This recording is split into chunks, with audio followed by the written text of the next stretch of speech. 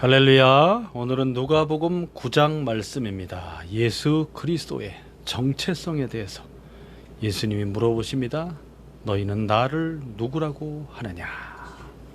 예수님은 과연 어떤 분이실까요?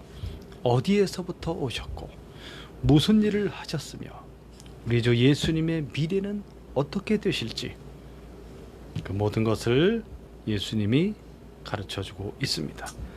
예수님께서 12제자를 부르시고 내보내시는 목적과 이유는 무엇인지 살펴보겠습니다. 예수님의 제자들은 예수님을 누구라고 생각했고 또 예수님은 자신을 누구라고 보여주시는지 말씀을 함께 보겠습니다. 우리 누가복음 9장 1절부터 시작. 예수께서 12제자를 불러 모으사 모든 귀신을 제어하며 병을 고치는 능력과 권위를 주시고 하나님의 나라를 전파하며 앓는 자를 고치게 하려고 내보내시며 12제자를 불러 모으셨습니다. 왜 12명일까요? 아브라함의 이제 약속을 따라서 아브라함이 이삭을 낳고 이삭이 야곱을 낳았으며 야곱이 12 아들들을 낳았죠. 12지파. 이제 그래서 이스라엘 민족이 형성이 되게 됩니다. 예수님이 12명의 제자들을 부르심으로써 그리스도 예수의 복음을 온 세상에 증거하게 하시는 겁니다. 그럼으로써 이제 새로운 믿음의 후손들이 생겨나게 된 것이죠. 새로운 믿음의 사람들, 마치 아브라함의 후손들 12지파와 같이 새로운 믿음의 후손들이 이제 아브라함의 새로운 영적인 후손이 되게 되는 겁니다. 이스라엘 민족을 뛰어넘어서 세계 열방에 수많은 나라 가운데 수많은 민족들 가운데 그리스도 예수의 복음이 전파되고 예수를 믿는 사람들이 이제 그리스도 예수 안에서 구원을 받게 되고 그들이 바로 새로운 영적인 아브라함의 후손이 되게 되는 겁니다. 그래서 12명의 의미가 그런 의미가 있습니다. 자, 예수님이 12제자에게 무엇을 주셨습니까? 능력과 권위를 주셨다. 능력과 권위. 그래서 왕이신 그리스도께서 제자들을 부르시고 그들에게 권위를 주시는 겁니다. 그들이 행사하는 모든 일은 누구로부터 나오는 것입니까? 그리스도 왕이신 예수께로부터 나오기 때문에 그들의 하는 모든 일은 합법적이며 정당한 것이 되는 것입니다. 그리고 그들에게 권능을 주셨습니다. 이 권능은 하나님의 능력입니다. 초월적인 강력하고도 놀라운 기적들이 일어나게 되는 거죠. 예수님이 하신 것처럼 제자들에게도 그와 같은 일이 일어나도록 주님이 능력을 베푸시는 겁니다. 그들을 통해서 무슨 일을 하라고 보내십니까? 2절에 하나님의 나라를 전파하라. 천국 복음을 전파하는 겁니다. 천국 복음. 예수 그리스도 하나님의 아들이 세상에 오심으로써 하나님의 나라가 임하였고 그리스도의 통치가 임하게 됨으로써 더러운 귀신이 쫓겨나가고 그리고 이제 질병들이 치유가 되며 자유와 참된 행복이 이 땅에서 예수를 믿는 자에게 이루어지게 되는 것입니다. 그리고 앞으로 미래 장래에 이제 하나님의 나라가 그리스도 예수의 나라가 이제 열리게 되는 것입니다. 자, 그 천국의 복음을 제자들이 전파하게 되었고 또 무슨 일을 행하였습니까? 앓는 자들, 병든 자들을 고치는 그러한 놀라운 능력이 나타나게 된 것입니다. 많은 질병에 눌린 이 육체의 질병, 고통의 문제를 해결해주고 또 영원한 자유와 기쁨과 행복을 그들에게 가져다 주는 거죠. 예수 안에서 죄사함을 받고 거룩함을 얻으며 하나님의 자녀가 되며 영원한 하나님 나라에 들어갈 수 있는 그러한 은혜를 얻으며 또 육체의 질병에서부터 고통에서부터 벗어나는 그런 놀라운 기쁨과 그리고 눌림에서 해방되는 자유를 얻게 되는 것입니다. 이것이 하나님의 나라가 임하는 증거가 되겠습니다. 자, 그다음 3절부터 또 읽어보겠습니다. 시작. 이르시되 여행을 위하여 아무것도 가지지 말라. 지팡이나 배낭이나 양식이나 돈이나 두 벌 옷을 가지지 말며 어느 집에 들어가든지 거기서 머물다가 거기서 떠나라. 누구든지 너희를 영접하지 아니하거든 그 성에서 떠날 때 너희 발에서 먼지를 떨어버려 그들에게 증거를 삼으라 하시니. 네. 자, 여행을 위해서 무엇을 준비해야 되는지를 자세하게 알려주고 있습니다. 여행에 필요한 일체의 그런 필수품들을 가지고 가지 말라는 겁니다. 뭐뭐 가지고 가지 말라 그랬습니까? 지팡이도 놓고 가고 배낭도 놓고 가고 양식, 빵 이런 거 놓고 가고 돈도 가지고 가지 말고 두 벌로 또 가지지 마. 한 벌만 입고 가고 다른 보험세 보면 신발도 하나만 신고 가고 누구를 의지하라는 겁니까? 하나님만 전적으로 의지하라 하는 그런 믿음과 신앙을 가르쳐주고 있습니다. 자, 이 유대인들 이 지팡이들 다들 하나씩 들고 다니지 않습니까?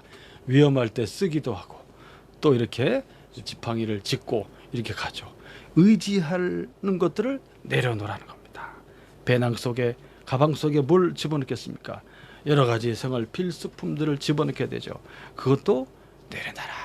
먹을 것도 가지고 가지 마라. 돈도 가지고 가지 마라. 옷도 한 벌만 입고 가라. 신발도 하나만 신고 가라. 누가 다 이 모든 것들을 해결해 주신다는 겁니까? 주님께서 합당한 자를 찾아내서 그 집에 들어가서 머물라. 4절에 보면 유숙하는 방법을 알려줍니다. 어느 집으로 이미 예비된 사람이 있다는 거예요. 예비된 사람들이 너희를 영접하게 될 것이다. 진리의 말씀, 천국 복음을 받아들일 그런 믿음의 사람들이 있다는 겁니다. 그 집에 들어가서 머무는 거예요. 머물면서 이제 떠날 때까지 그 도시를 그 마을을 떠날 때까지 그 집에 머물러 있으라는 거죠. 그 집에 머물러 있다가 뭐 좀 불편하거나 그 숙소가 좀 어떻게 좀 불편하다든지 좀 만족스럽지 못하다든지 뭔가 대접이 좀 소홀하다든지 그렇다고 해서 딴 집으로 가고 그러지 말라는 거예요. 그런 것들은 누가 하는 거예요? 거짓 선지자들이 그러는 거죠. 한 집에 들어가면 거기서 이제 활동을 다 끝날 때까지 다른 마을로 갈 때까지 그 집에 머물러 있어라. 있으면서 그 사람들을 위해서 축복해 주라는 겁니다. 축복해 주라. 근데 만약에 갔는데 영접하지 않는다. 누구든지 너희를 영접하지 아니하면 어떻게 하라고 그랬습니까? 천국 복음을 전해주러 갔는데 이 사람들을 영접하지 않고 싫어하고 이러면 어떻게 하라는 거예요? 당당하게 거기서 나오라는 겁니다. 나와라. 너희 발에 먼지를 떨어버려라. 이 말은 무슨 뜻입니까? 먼지를 떨어버린다는 것은 나는 당신들과는 상관이 없다. 그런 뜻입니다. 상관이 없다. 먼지를 떨어버려라.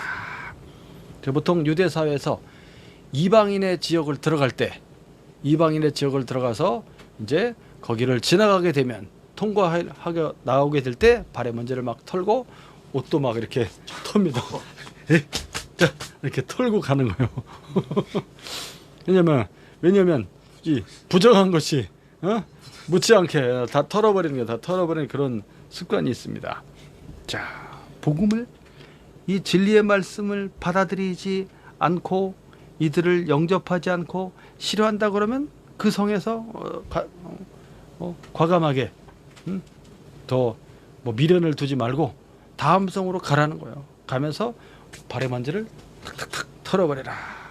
그것은 하나님 나라의 메시지를 거부했기 때문에 하나님의 심판이 당신들에게 임할 것이다 하는 그런 어떤 공적인 선언과 증거가 되겠습니다. 그래서 복음을 전하는 곳에 있어서 복음을 전할 때 있어서 이렇게 거절당하는 일도 있을 수 있다는 것을 미리 제자들에게 알려주는 겁니다. 야, 갔더니만은 아유, 이렇게 우리를 거부하다니. 그것에 대해서 너무 실망하거나 낙담하지 말아라. 그런 일이 언제든지 있을 수 있다. 그럼 어디로 가라? 그 다음 마을로 가면 되는 거예요. 거기서 목을 맬 필요는 없다. 이거를 예수님이 알려주시는 겁니다. 그 다음 6절부터 시작. 제자들이 나가 각 마을에 두루 다니며 곳곳에 복음을 전하며 병을 고치더라. 분봉왕 헤롯이 이 모든 일을 듣고 심히 당황하니 이는 어떤 사람은 요한이 죽은 자 가운데서 살아났다고도 하며 어떤 사람은 엘리야가 나타났다고도 하며 어떤 사람은 옛 선지자 한 사람이 다시 살아났다고도 함이라.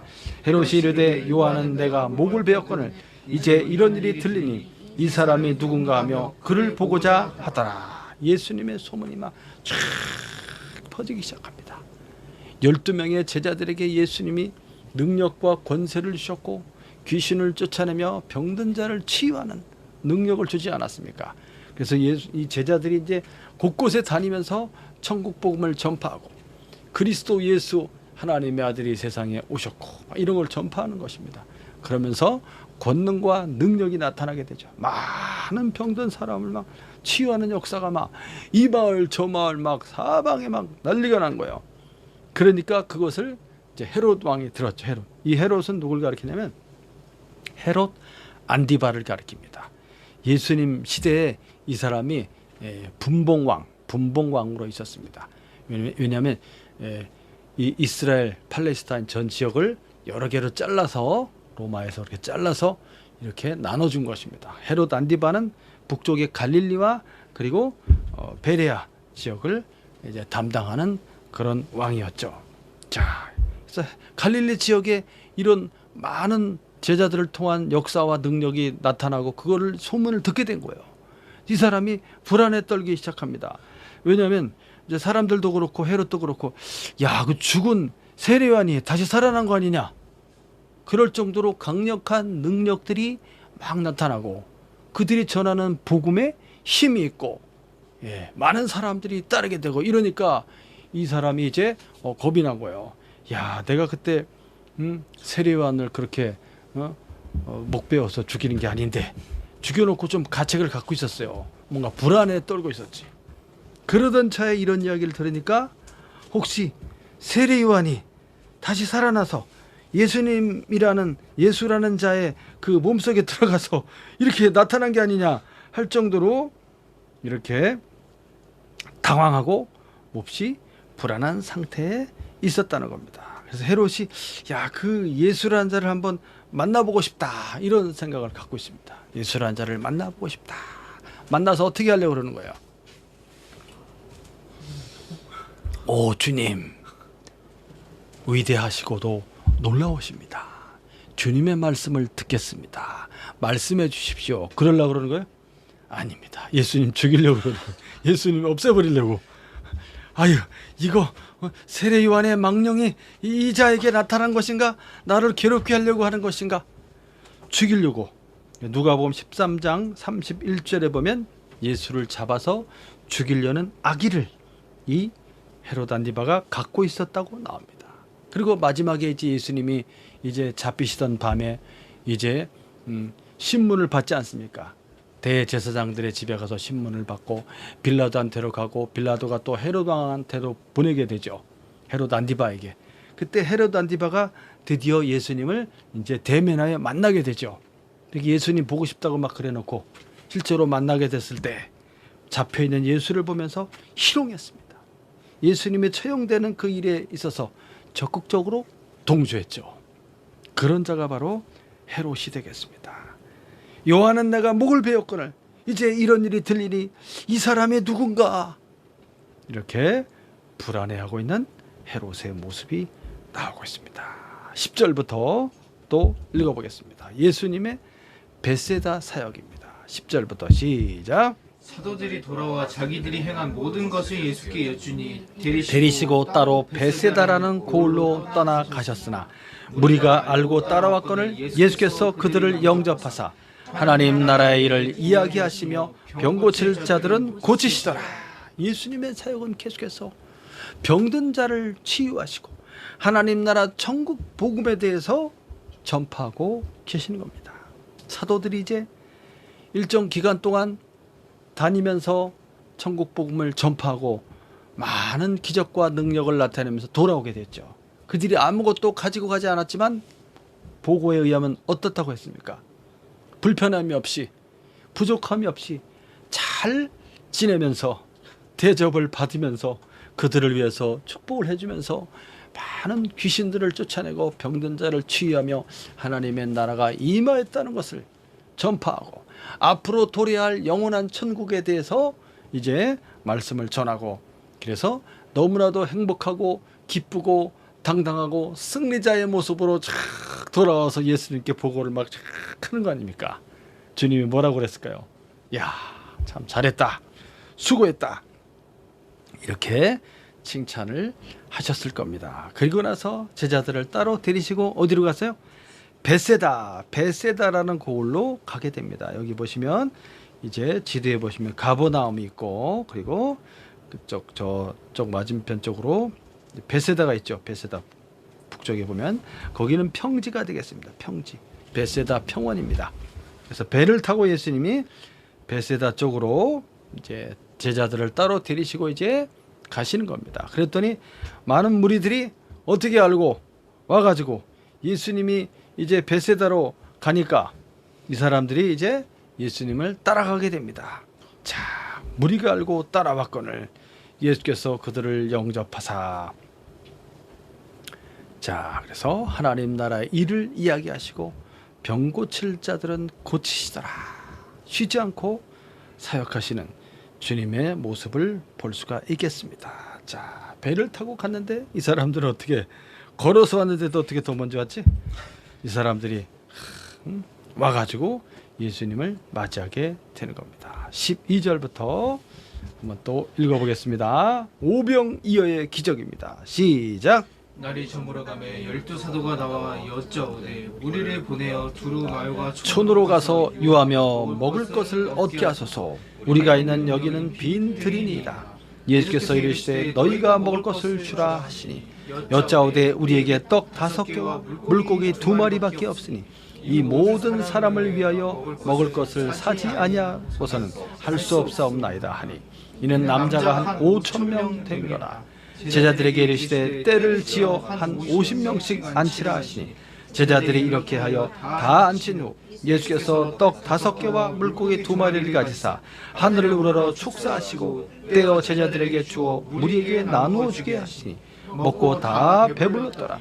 그 남은 조각을 12바구니에 거두니라. 아멘.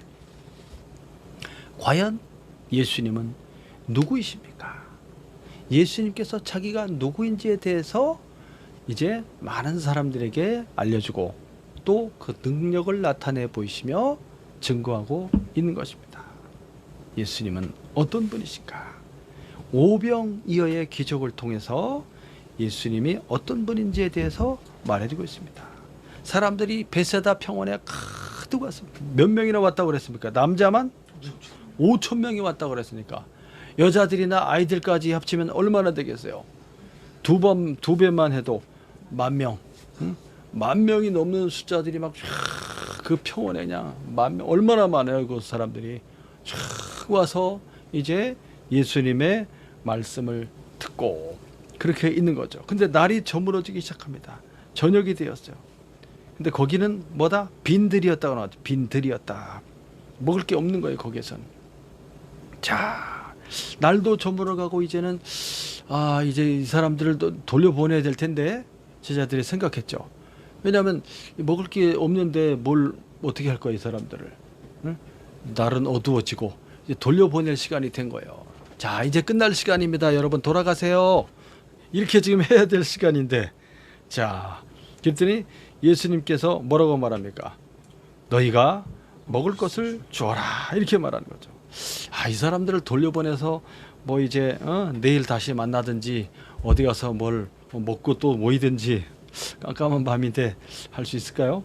하여튼 다 돌려보내서 먹을 것을 이제 알아서 얻게 해야 되지 않겠습니까? 이렇게 생각한 거예요. 근데 예수님은 너희가 먹을 것을 주라고 말씀하는 거예요. 제자들이 갖고 있는 건 뭐 있어요?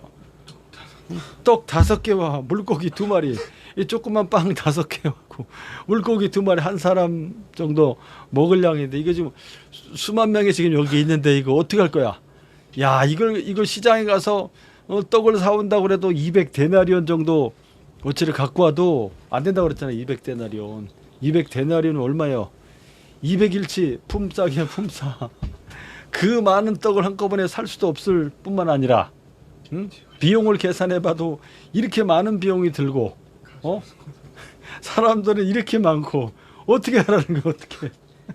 근데 너희가 먹을 것을 주라. 예수님께서 기적을 일으키시겠다는 거예요. 주님이 하시겠다는 거예요. 예수님은 어떤 분이냐? 하늘에서부터 내려온 생명의 떡이 예수님이 하늘에서부터 내려오신 하나님 아버지가 보내신 이 사람들을 살리는 영원한 생명을 주시는 생명의 떡이다. 이거를 보여주는 겁니다. 자, 그래서 얼마 되지 않은 이 보리떡 5개와 물고기 2마리, 이것을 가지고 이제 이 많은 사람들 갖다가 먹이시려고 하는 겁니다. 실제로 예수님이 이제 그 떡을 떼어서 누굴 줬다고 그랬습니까? 제자들을 주었고 제자들이 가져가서 또 그 사람들에게 나눠줬다고 됐죠. 결국은 너희가 먹을 것을 주어라 한 말씀대로 제자들이 이 많은 사람들에게 먹을 것을 갖다 주게 되는 거예요. 놀라운 기적이 이제 일어나게 되고 그들을 통하여 주님이 역사하고 있는 것입니다. 야, 참 부족하고 이 작은 것으로 무엇을 할 수 있을까라고 생각하지만 그 작은 것을 통하여 그것이 수많은 사람을 먹일 수 있는 놀라운 생명의 역사를 일으킨다는 것을 예수님이 제자들을 통해서 이제 실현하고 있는 것입니다. 자, 그래서 남자들만 5,000명이나 되는데 예수님이 제자들한테 뭐라고 그랬습니까? 그 사람들을 때를 지어서 한 50명씩 또는 100명씩 이렇게 앉게 했습니다. 앉게. 때를 지어 앉게 하라. 참, 한꺼번에 수만 명을 그냥 이렇게 하는 게 아니라 무리를 지어서 착착착 질서 있게 앉게 한 겁니다. 앉게. 이 때를 지어 이 말은 무슨 뜻이냐면 아주 기쁘고 즐거운 격식 있는 그런 풍성한 그런 잔치 자리를 가리키는 거예요. 그게 그 말 단어가 때를 지어 이 말이 마가복음에는 심포지움이라고 하는 심포지움 번역하면 향연 아주 격식을 갖춘 그런 아주 즐겁게 먹는 그런 잔치 자리를 가리킵니다. 또 누가 복음에서 누가는 클리시아스 이런 단어를 썼어요. 이 단어는 정찬이란 뜻입니다. 정찬, 정식 알죠? 정식. 이제 음식점에 가면 무슨 정식 있잖아요. 그거 잘 차려진 거 딱 이렇게 딱 잘 차려졌어. 푸짐한 그런 잔치를 가리키는 겁니다. 때를 지어라는 단어 뜻이 그래요. 50명씩 또는 100명씩 자리를 앉게 하고 뭐 하려고 그러는 거예요? 그 사람들을 배부르게 먹게 해주려고 하는 거예요. 배고픈 영적으로 어떻습니까?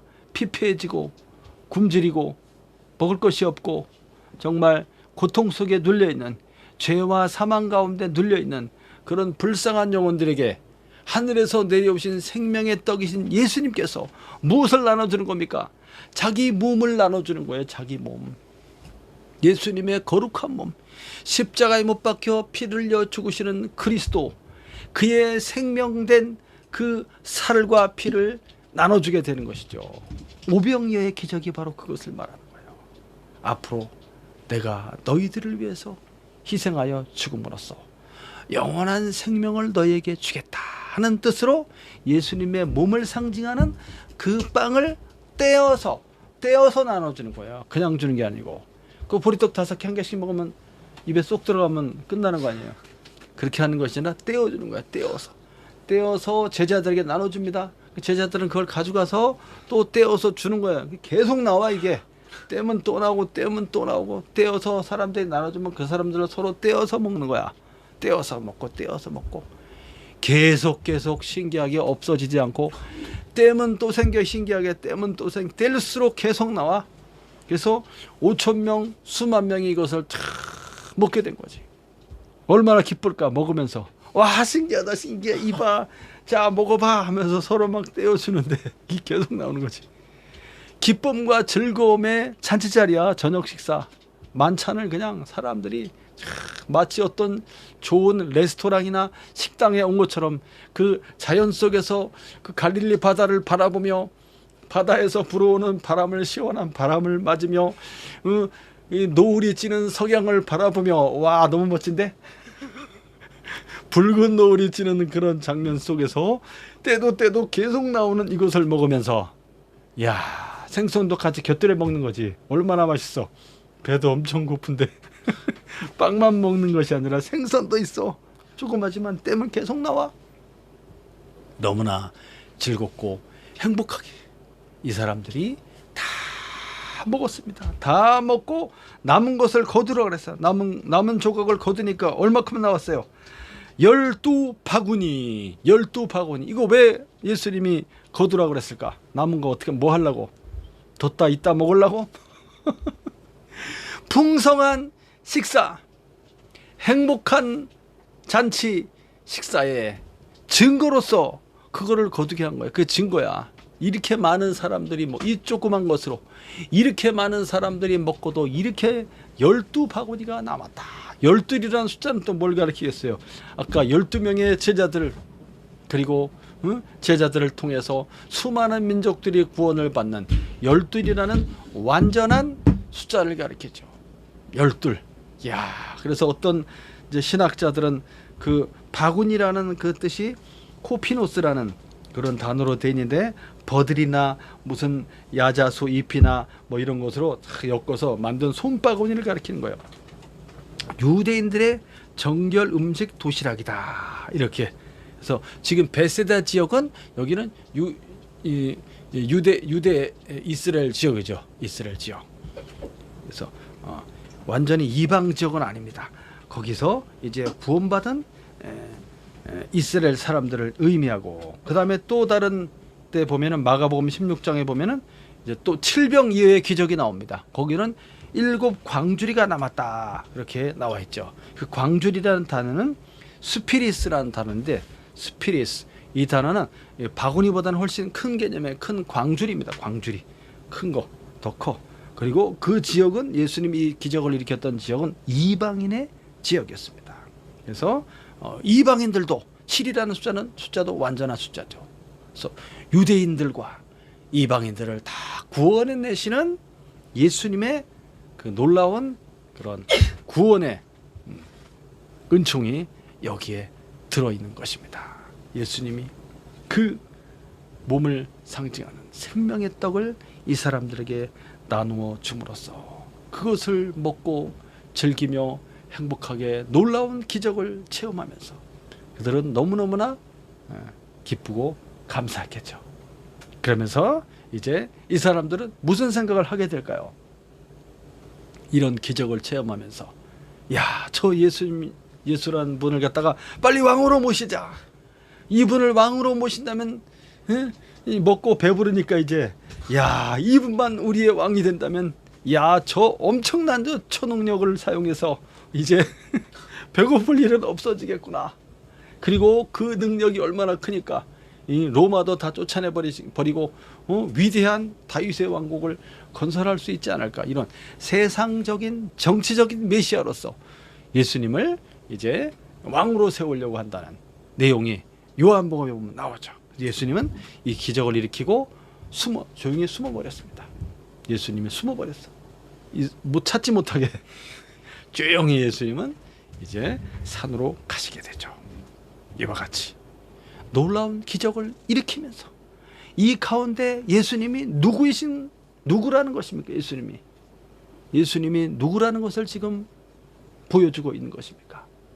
바로 이 수많은 죄인들, 유대인뿐만 아니라 이스라엘 민족 사람들뿐만 아니라 이방인들까지 아브라함의 이 언약에는 전혀 관계가 없는 그 하나님의 구원의 언약에서 저 바깥에 있는 이방인들까지 다 구원해 내려고 하는 이것이 바로 예수님이 세상에 오신 목적입니다. 그것을 위해서 예수님께서 이제 영원한 왕으로서 자기의 몸을 드림으로써 그들을 다 구원해 내시려고 하는 것입니다. 할렐루야. 영원한 생명의 떡 예수 그리스도, 그분을 먹어야지만이 살 수가 있다는 거예요. 그분이 흘리시는 그 보혈 거룩한 언약의 피를 마셔야지만이 죄사함을 받을 수가 있다는 거예요. 생명의 떡을 먹고 그 언약의 피를 마심으로써 모든 죄를 사함받고 거룩하고 깨끗하게 되어서 구원을 받아서 영원한 생명을 얻고 하나님의 거룩한 자녀가 되어 영원한 하나님 나라를 상속받는 상속자가 되어서 어디로 가는 겁니까? 그리스도 예수의 나라 저 천국 하늘 위에 영원한 집에 거기에 들어가게 되는 것입니다. 그것을 위해서 주님이 오셨고 바로 예수님이 바로 그러한 메시아요 구원자라는 것을 증거하고 있는 것입니다. 세속적인 메시아가 아니라 영원한 천국의 하나님 나라의 왕이시라는 것을 예수님이 증언해 주고 있습니다. 할렐루야. 이와 같이 예수님이 누구인지에 대해서 명확하고 확실하게 이해하고 깨달으며 그 믿음을 가지고 이 한 주간을 살아가는 동안 무엇을 전해야 되겠습니까? 우리가 그리스도 예수의 천국 복음을 전파하고 예수님께서 그의 복음을 증언하시기 위해서 특별히 부르시는 사람들에게 무엇을 준다고 그랬습니까?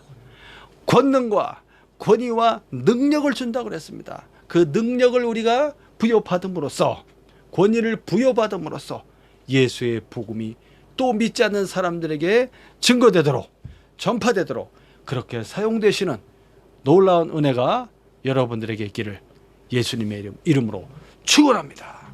할렐루야. 기도하겠습니다.